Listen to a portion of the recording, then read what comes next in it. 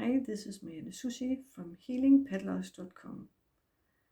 In this video, I will talk about why it is so powerful and healing to connect with a beloved pet that has passed. And I will show you a couple of ways, simple ways that you can connect with your own pet. And also how amazing teachers our pets are.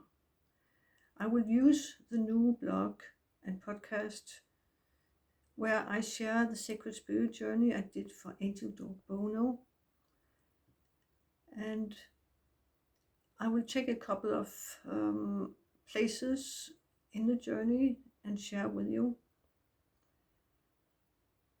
Bono's message is an exceptionally long message, and he touches upon many important points and areas where we often struggle when we have lost a beloved pet. I will just mention a few of them. He says, among other things, that when what you call a premature passing takes place, there are some big lessons to learn. Most importantly, to not take life or each other for granted, but to begin each day with a grateful heart and walk forth into the new day with joy, with intention, and share your love with those you meet.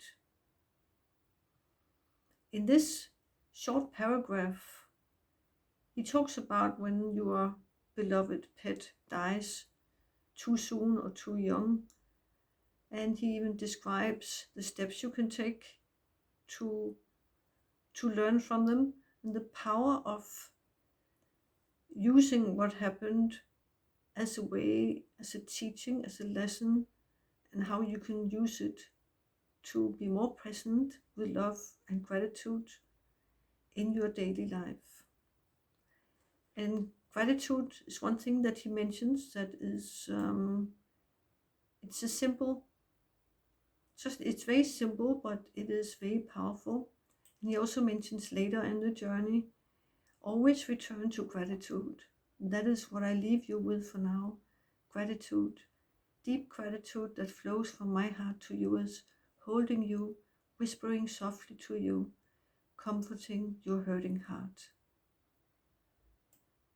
That is one simple habit or practice that I recommend that you implement if you don't already have a gratitude habit or routine. That is very powerful. You can, for instance, say 3 things you're grateful for in your life with your pet, and then 3 things you're grateful for in your life right now. That's just an example. Another thing he talks about is he gives specific action steps for healing after pet loss. He says, today find joyful moments from our life together to share with each other. Call me in as you do, and I will join you and celebrate our life as a family. That is a simple way you can celebrate the pet that has passed, to think of some of the joyful moments you shared, as he says, and share them with each other. Invite your pet in as you do. That becomes a beautiful little ceremony to honor the one that you have lost, and also to begin healing that deep grief and loss that you're suffering.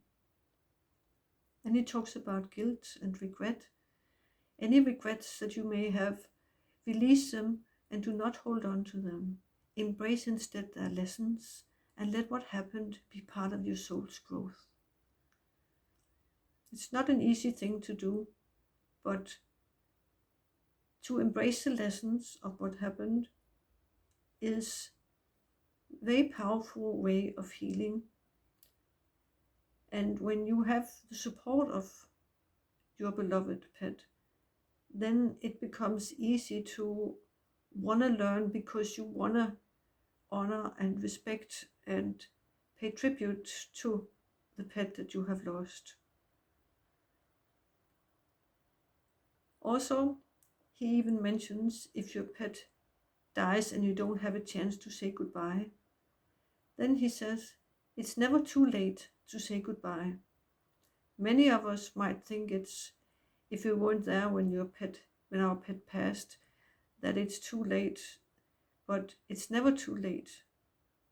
You can connect with your pet and then say goodbye there. You can, for instance, use the meditation I have on my website, healingpetloss.com. The meditation is called Into the Light. You can download it there for free. Another action step is look at photos of my smiling face and let it bring a smile on your face too. Even if you smile through tears, smile anyway. I hear many that don't really have the strength to look at the photos of their pet after their pet has passed because it's too painful. But if you keep Bono's message in mind, then it may be that you can find the strength to do it again. I will say it again, look at photos of my smiling face and let it bring a smile on your face too. Even if you smile through tears, smile anyway. And that ties into with the next thing that he says is that the joy and the grief, they're not separate. Understand that, and you will find peace. Here's a beautiful way of phrasing things. And the joy and the grief, they can go hand in hand. They're not separate. You don't wait for the joy to come until after the grief has passed. Grief is, even though it changes, it's still a lifelong experience because it will come up once in a while. After a while, it might be more rare. It comes up and you're able to have more joy. But if you allow it to be there, if you allow both the joy and the grief to be there, then it becomes easier to balance all the emotions and to find a place of peace. And then he also mentions about having a new pet after pet loss. He says, walk your unique path through life. And when another soul wants to enter your life and your heart, let it, if it feels right in your heart, for your heart is capable of holding an infinite amount of love. You can see that Bono, the angel dog, he is a very wise and beautiful soul. And just reading the whole Sacred Spirit journey with his whole message, not just excerpts like I have here, but if you go to Healing Pet Loss and search for Bono, or if you go to the Healing Pet Loss podcast, then you can listen to the whole journey and read the whole journey. And it will be like you are on the journey yourself, because I start by describing how I connect with him. That can also inspire you, by the way, to connect with your own pet. And then how I meet him and what he says and how we bring the message to his family. And this message that brought much peace to Bono's human family may also bring peace to you in your grief. That is my hope. Blessings to you and your angel animals.